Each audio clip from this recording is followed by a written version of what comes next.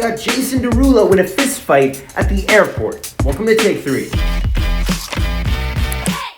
A situation that many are comparing to Firefest is happening right now in Canada. This story kicks off after footage was released of a private plane loaded with French-Canadian influencers, a former soccer player, basically a bunch of local D-list celebrities and personalities, smoking, drinking, and steps away from what looks like an orgy in the sky on their way to Cancun. Breaking several COVID rules, sure, but more importantly, just being gross human beings. Canadian Health and Travel Minister see this footage and claim that these doucherinos could be fined up to $1 million for, quote, endangering others and causing harm. Listen, harm has already been caused because I now know that these people exist. Canadian Prime Minister Justin Trudeau sees the footage and disappointedly calls them Ostrogoths, which everyone had to Google. Apparently they were a Germanic people from the 4th century, so burn, I guess. Some of the influencers involved claimed that they were asleep when all this was going down, but there are literal screenshots of stories proving otherwise. This group of aggressively mediocre personalities then gets stranded in Mexico after Sunwing, Air Transat, and Air Canada team up like the Avengers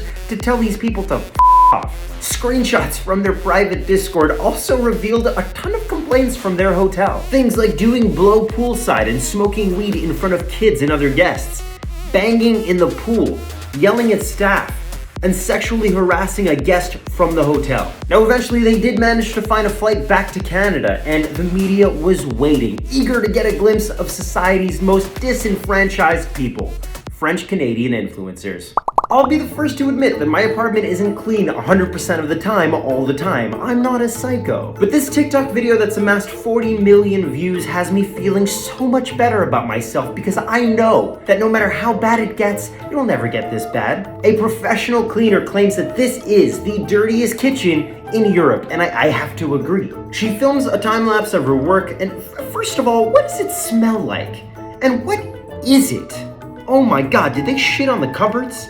Did they shit on the floors? Half of that has to be diarrhea, because you know that if they didn't have the patience to carry eggshells 2 feet to the trash, there's no way they had the strength of will to walk to the bathroom. And so this professional cleaner gets to the end of the video and she reveals the final product. You know, all her hard work goes into it, and you gotta give her props because she did a great job. But how do you forget what that place used to look like?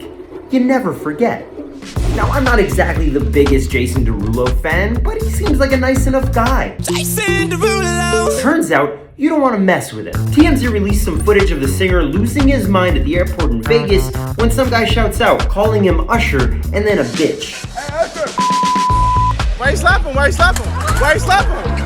Why you slap him? Which I get. He doesn't work in a movie theater and he didn't create Justin Bieber. So anyway, Jason Derulo flies at the guy, slamming into him like two magnets that just came close enough together. This second angle shows it so much better. Bam!